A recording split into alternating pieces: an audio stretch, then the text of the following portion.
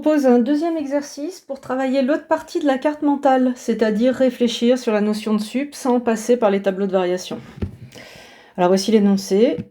Prenez-le, faites pause, cherchez l'exercice, et puis c'est parti pour la correction.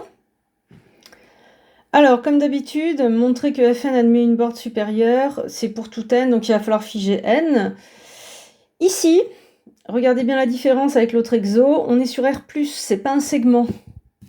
Du coup, on va oublier la notion de continuité pour l'instant.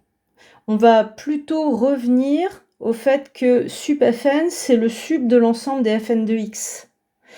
Donc, cet ensemble, il admet une borne sup s'il est non vide et majoré. Non vide, c'est évident. Il faudrait juste majorer.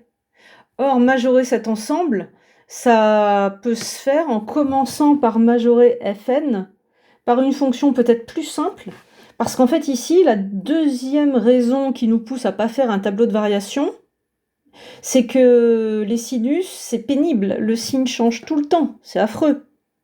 Donc étudier dérivée, c'est jouable, mais étudier le signe de la dérivée sur R+, ça semble affreux.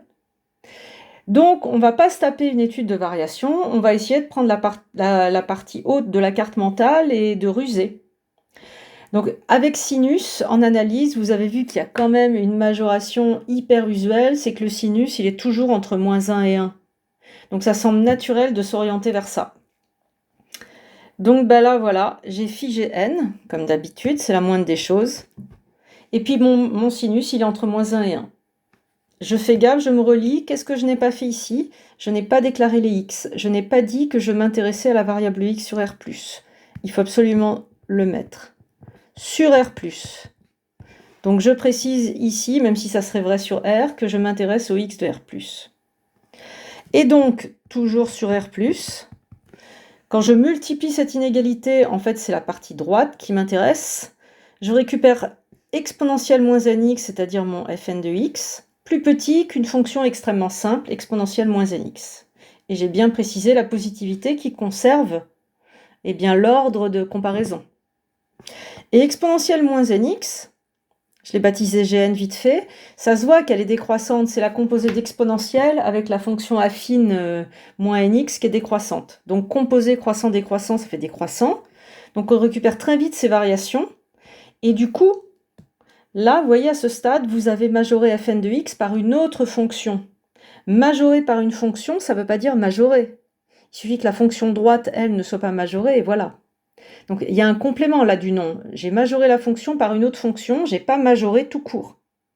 Par contre, cette fonction plus simple étant plus petite que 1, et comme 1 est constante, là, ça y est, vous avez chopé votre vraie majoration. Fn de x, il est plus petit que 1. Ça, c'est une vraie majoration.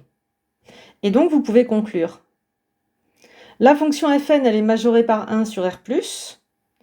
Du coup, ça prouve que le sup de fn sur R+, il est défini. Et en plus, on a la majoration sup de fn plus petit que 1. On se retrouve dans la prochaine vidéo pour la question B.